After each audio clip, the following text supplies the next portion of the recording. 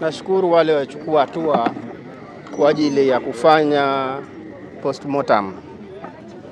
Maneno yangu hata ni machache tu, sina maneno mengi.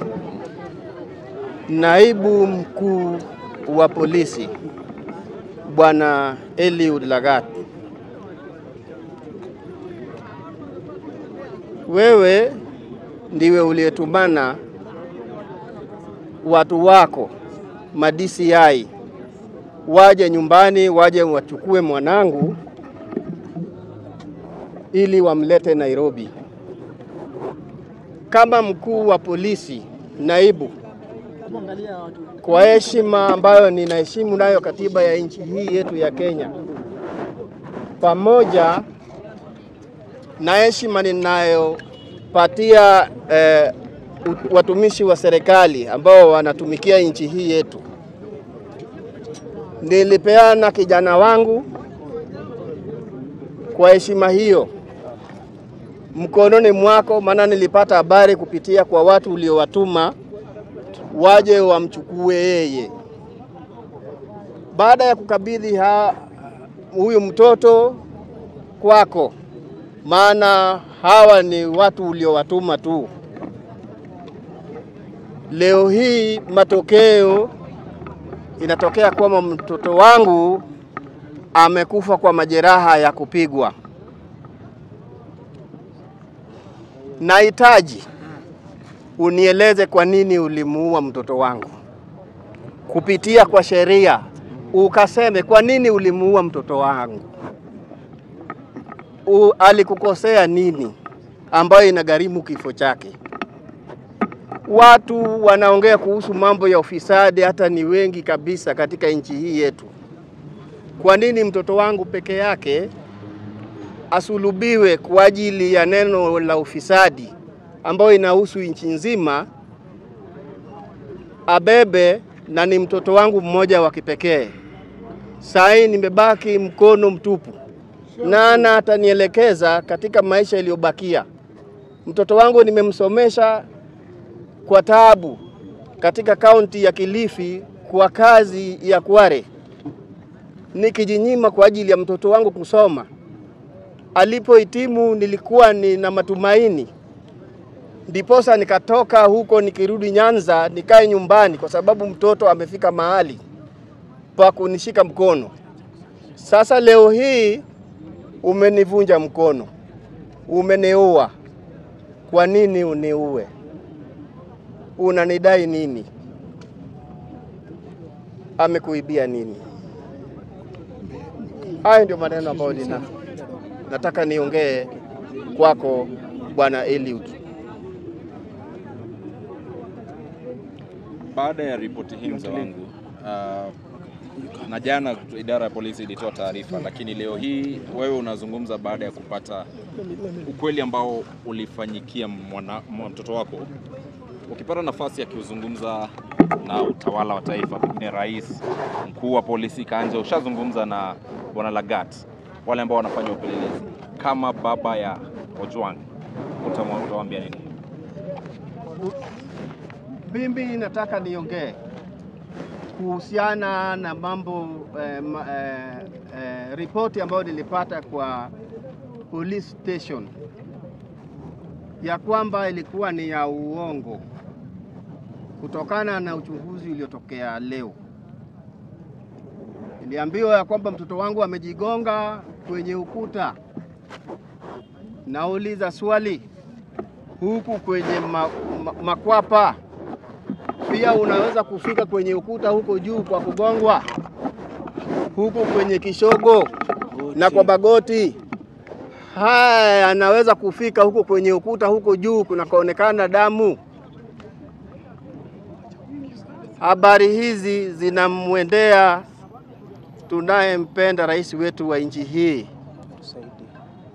Tafadhali mzee wa nchi, tusaidie, nisaidie kama mwananchi anayetoa ushuru pia, na angalia haki kuwatendea wanyonge. Sababu boma langu hata ilipigwa picha hata kabla kijana wangu kuondoka. Wakaona kwamba huyu ni mfukara, hawezi kujitetea. Kwa hivyo lolote tunaweza kumfanyia mtoto wake ili kwamba iwe suluhu namna hiyo. Hiyo haibariki. Hiyo ni laana. Hiyo ni laana. Hiyo ni laana. Tusaidie. Asante na pole sana kwa hili. Asante. Wakili wa familia tafadhali. It's a very sad day in this republic. We were told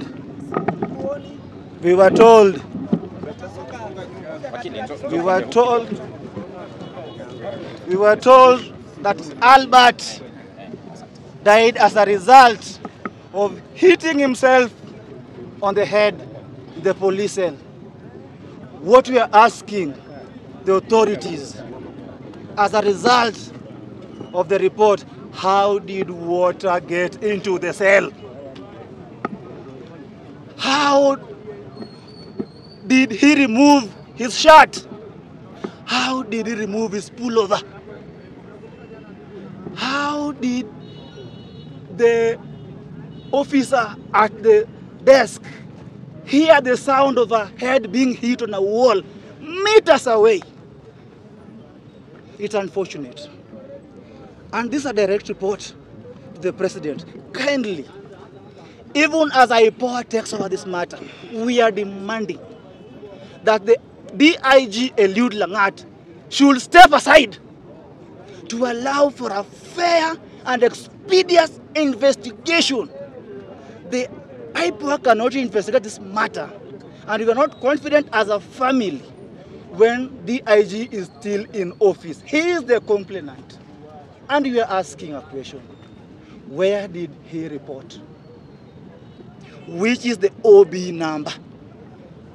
Who was the investigation officer?